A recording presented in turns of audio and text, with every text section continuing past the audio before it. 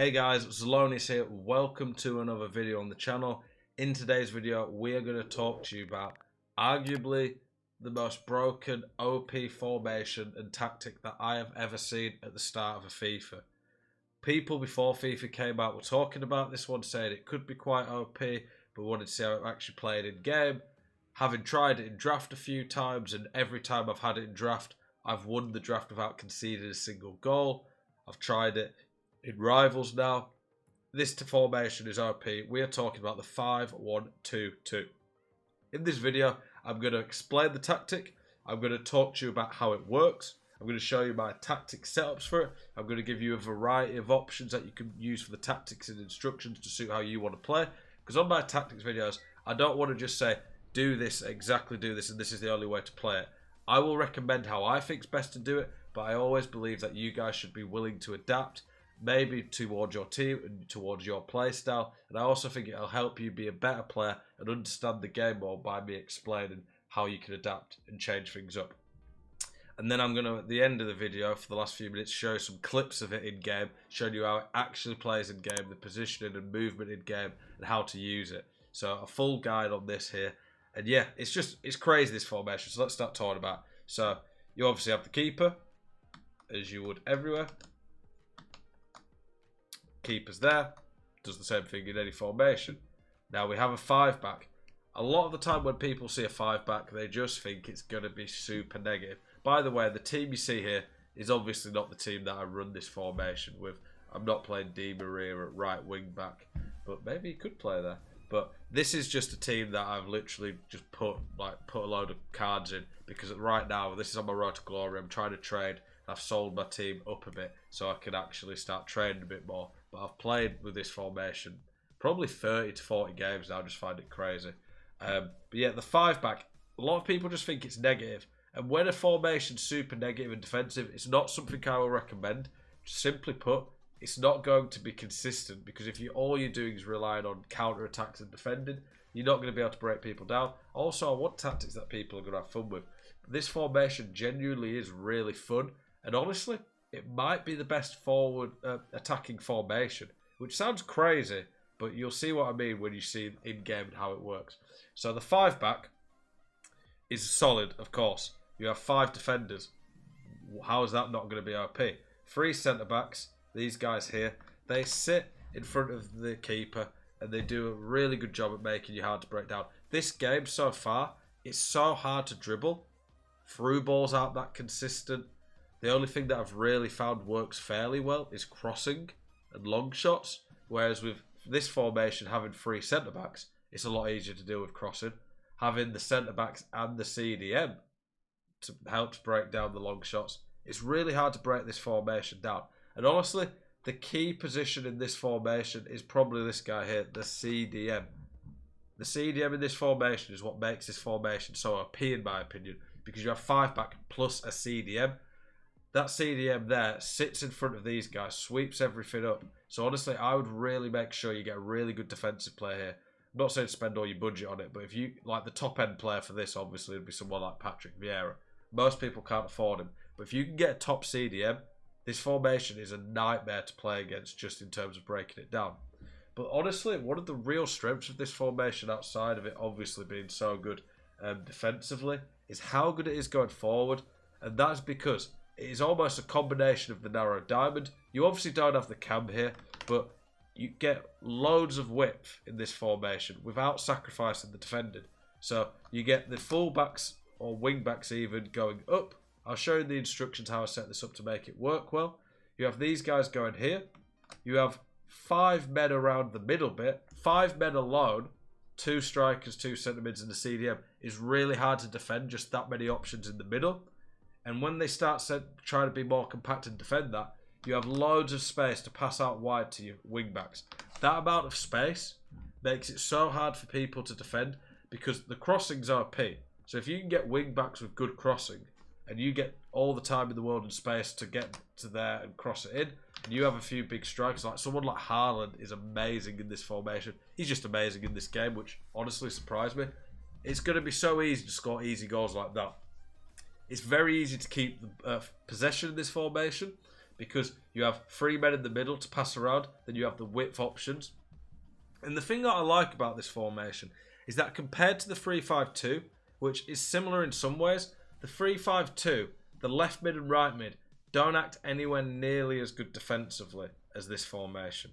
But even if you do get caught out with the wing backs bombing forward, the outside centre backs tend to, for me, cut the through balls out wide, and you also have a CDM helping in the middle. You'll see the instructions, and I'll explain a bit more how this works exactly, but you can just see this formation really has everything. When I'm looking at a formation, for the things that I like to make it a good formation, the main strengths I'm looking for is, can it keep the ball well? This definitely can. Can it attack well going forward? This one definitely can. Does it have width so I'm not too narrow and too easy defending it? Definitely does. Is it strong defensively? Obviously 5 defenders and a CDM is strong defensively. So honestly, this formation ticks every box, and I really think it's going to need a nerf. In terms of the players that you want in each position, centre-backs, you mainly want quick. I prefer tall centre-backs this year. Honestly, I think tall centre-backs and the big body types just bully players. And the thing is as well, when strikers like Haaland are dominant, if you have a midget like Cordoba at centre-back, he just can't do anything against someone like Haaland. So tall, quick, physical centre-backs are really important. I'd put your slower centre-back in the middle here, just because they're not going to have to deal with through balls as much. For the wing-backs, I would either go for wing-backs who are really good not defensively, really good going forward for full-backs, someone like Mendy, Spinazzola, players like that, Cuadrado. Or, I've experimented a bit with this, and honestly, it seems to work quite well. Wingers with high work rates like Son, Ji-Sung Park, players like that, who bomb up and down, but they're really good going forward. Ji-Sung Park is probably perfect for the wing back in this formation. But the thing that happens is you have wing backs there who can actually go forward and shoot if the opportunity arises. Whereas if you play an actual fullbacks / wing backs, they're not going to be quite as good going forward. I definitely wouldn't play wing backs who are just good at defending. You need wing backs who can attack, because these are really key in this formation. For the CDM, like I said, Patrick Vieira is your archetype perfect CDM in this formation. He really just ticks every box. But if you can't afford players like him, Zakaria, Tonali, Kessie, they're really good as well. For the outside centre mids, I want centre mids who are really good, well-rounded, fast, so they can cover the wings, they can bomb up and down, good stamina, so they can do that all game. And obviously, better technical stats, better defence stats, all round, always nice. And then for the strikers, honestly, it depends more how you want to play. I'll talk in the tactics and player instructions about how you could use different types of strikers. But for me, the perfect gold pairing right now would be Mbappe and Haaland. You get pace, skills and dribbling with Mbappe, physicality, pace, finishing with both of them. That would be a perfect duo for me. But obviously, check out my Meta OP players video where I talk about a variety of options that would still be able to play in this formation. Let's show you the actual tactics and how I set this up. Okay, so here we are with the tactics part of the formation. So I've set them all to default so I can talk you through step by step how to build this tactic really. So for me, there's 3 options that I generally will look to use on defensive style right now. And I'm going to explain each one and why I would use it. Right now, generally am starting when balanced, and I would use that on this formation.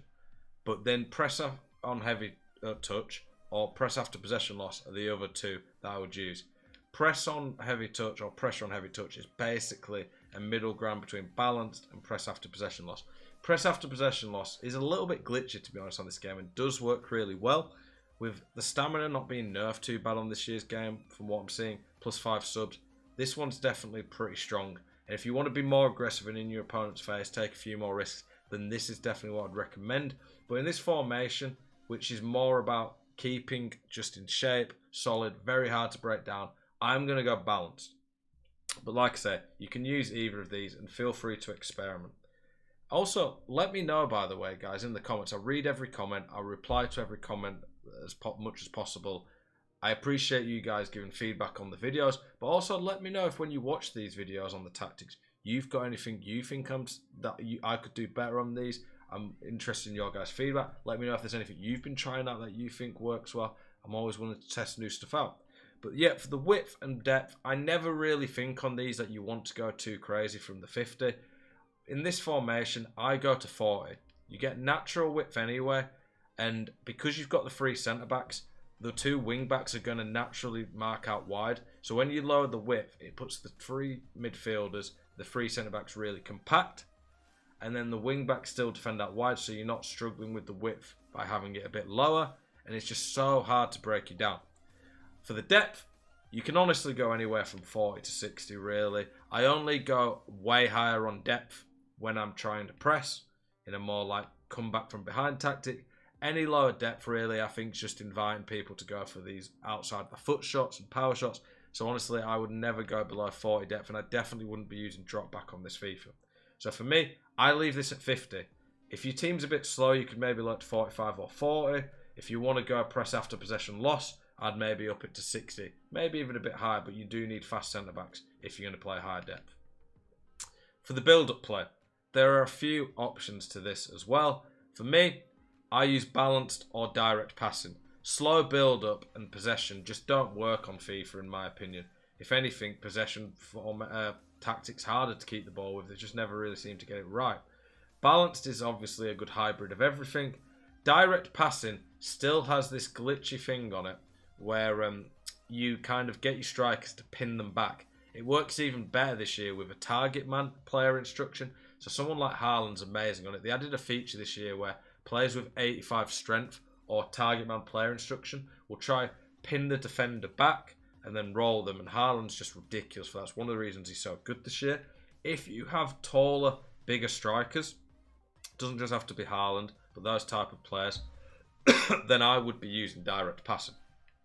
If you wanted just a more well-rounded way of building up, I would go balanced, but those are the 2 that I would go for. I use balanced in general, but if I'm chasing a game and go press after disaster loss, I might go direct passing. For the width, I go 40 because I'm naturally wanting to attack through the middle with the 5 men I have there. That is an overload in the middle. I do that, and then the wing backs are giving me a lot of width naturally anyway, even on 40 width. For the players in box, you want to go anywhere from 5 to 7 personally, I would say. Anything lower and you're losing some of the strength of this formation. Putting it higher gets the centre mids to bomb forward a bit more, and when you get that overlap with the wing backs, has a lot of men in the middle for them to aim for. For corners and free kicks this year, I honestly just leave corners on free because I find that when you go 1 or 2 this year, you barely have anyone in the box, and with the new corners, they actually are quite dangerous if you have a few men in. Free kicks I go to 2, but it still leaves quite a few anyway. And then for the instructions, starting with the keeper, I always go comes for crosses and sweep a keeper on a keeper. I just feel comes for crosses helps deal with crosses a little bit better, and sweep a keeper is going to help a bit for that. For the centre-backs, there is a potential that you can go step up if you want to be a little bit more aggressive. I don't think you need to as much, but I do think aggressive defending is really rewarded on this game. For the wing-backs, this is arguably the most key part of this tactic. Join the attack and overlap. You really need that, in my opinion on this. You can go stay back and attacking fullbacks. I've seen people mention that, but for me, this formation is pretty much useless going forward if it has no width. Any formation with no width is going to be really bad going forward against anybody good. So I don't really see the point having them on stay back and toggling the attacking fullbacks, because if you do that and you forget to do it, you're going to have no width and not be very good. So I leave them on join back, because even if you get counter-attacked, the 3 centre-backs and CDM will help you out. And even on join the attack, because they're wing-backs naturally, they will always get back and help defend. So join the attack and overlap. Don't forget to put these on. For the CDM, I will go cut passing lanes. Cut passing lanes is one of the most OP player instructions we've had in years on FIFA. It is so good and dominant. Man mark doesn't work very well in my opinion, and balanced defense just isn't as good as cut passing lanes. Cut passing lanes tends to put the player in between opposition players and allows you to switch and literally cut passing lanes out. For the CDM, I'm going stay back while attacking. You definitely don't want to get forward. I want to stay back just so if I get counter-attacked with my wing-backs out, I've got so much defensive stability, it's going to be hard to break me down. And at the same time, I'm going to have lots of options in the middle anyway, and the CDM still is close enough to use as a passing option. I'll go cover centre because I want him to stay in the middle and occupy that space. They did add a new one this year for deep line playmaker. I've not really experimented too much of it. It did seem decent when I tried it. I might be trying it a bit more, but for now, I would recommend probably stick to position. But if you've got a player that you think you want to dictate the game a bit more, you could go deep line playmaker. For the midfielders, I honestly leave them default. You could go get into the box if you want to be a bit more aggressive, but it does leave you a bit more vulnerable in terms of the counter and not having as much options to go back. And then you could go cover centre, but for me, I want cover wing just on an early counter attack to help deal with the wing backs when they're pushing up. So default on everything. For the strikers, because I'm getting a lot of width, I'm never going to go drift wide. You want to go balance width or stay central, really. If I'm going direct passing and target man, I will go stay central because I just want them a focal point of the attack. For the strikers, I don't think comeback on defense is that good because it doesn't really get them to come back much more. It does affect the stamina. I will put one of them on stay forward, and then I will put the other on basic defense support. I might experiment with comeback on defense, see if it's a bit better this year, but I honestly haven't thought it's been good for a few years now. But I'm leaving balanced on both of the support runs. For the attacking runs, I don't put getting behind unless I'm going a more aggressive. If I'm making this a more aggressive tactic, I would go press after possession loss, 75 depth, and then I could go direct passing or forward runs. I only go forward runs in a really aggressive tactic. And if I'm going forward runs, then I would go getting behind. But generally speaking, I prefer mixed attack. If you've got someone like Haaland, try using the target man one. Backs him into the opponent, and it's very hard for people to defend against. For me, that's the player instruction setup. And obviously, don't forget to set up your player roles. Make sure you've got good takers. Let's now actually show you a few clips in game of how this formation actually plays. I'll talk you through my thought process when building up and show you how it attacks. I'm not going to really show many defensive clips because it's pretty obvious how this formation defends. Midfield, sit in front of the back five, and it's hard to break down. For the most part, use the CDM, hover around the edge of your box and try to cut out passing lanes. But let's show you some clips of this formation attacking and scoring goals and how good it can be going forward. In this clip here, I'm showing you how the 5-1-2-2 attacks and just how it sets up with its positioning. So you've got one of the centre mids there, another one there, the CDM there. So the CDM kind of pins it all together as a fulcrum point that can ping it about, dictate about. So it is nice to have a CDM as well that can pass. The centre mids tend to bomb forward and occupy more space there. You can see there one of the wing backs going there, another one's going there. And just look at what space we end up getting here. So now there's so much space occupied here by our midfielders and strikers that the fullback there's tucked in to try and help them out. And look at the space now that Son gets near the ball. So much space there. Honestly, he should defend that. That's poor defending by him. But the fact that I had so much space here with Son kind of scared him a bit. Made him make a slight mistake. You can see there that easy cross into CR7. And he probably should score that. But regardless, you can see there the 5-1-2-2. The width, the options it has all over. How hard it was for my opponent to defend that. Here is another clip where you can see this formation in action, how good it is. Look there. Lots of width from Son. The striker's doing quick passes again. The pass there down there just gives so much space. You can see here it's hard for the defenders because there's so much players around there. 3 players. You've got width coming from the wing back. You've obviously got Son making a run here. Again, the opponent doesn't defend this very well. It allows that cross. And then here, good touch by Ronaldo. Easy goal. But you just look here, the build-up. It's from the CDM there.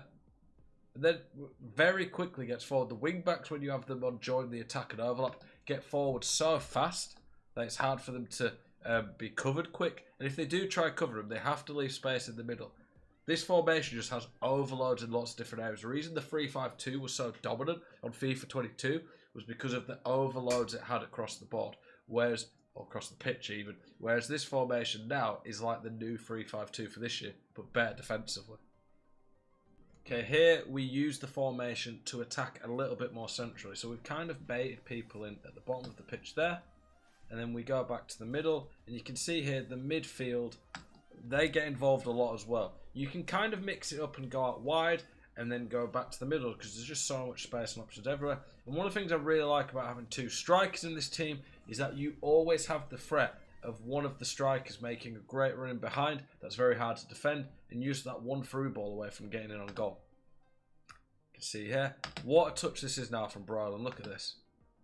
Don't get me wrong, this guy here wasn't defending very well, but you can see here it's not just because I'm playing against someone who's not defending very well. It's because of the way the formation operates, the positions it takes up across the pitch, the space it does. That is just so OP, and for me it's going to be so dominant for the rest of this FIFA if there's not a huge nerf or change to the gameplay. I mean, I don't really see how a change to the gameplay is massively going to affect the formation, purely on it's so good defensively with the CDM, it's so good going forward with the width, lots of options in the middle.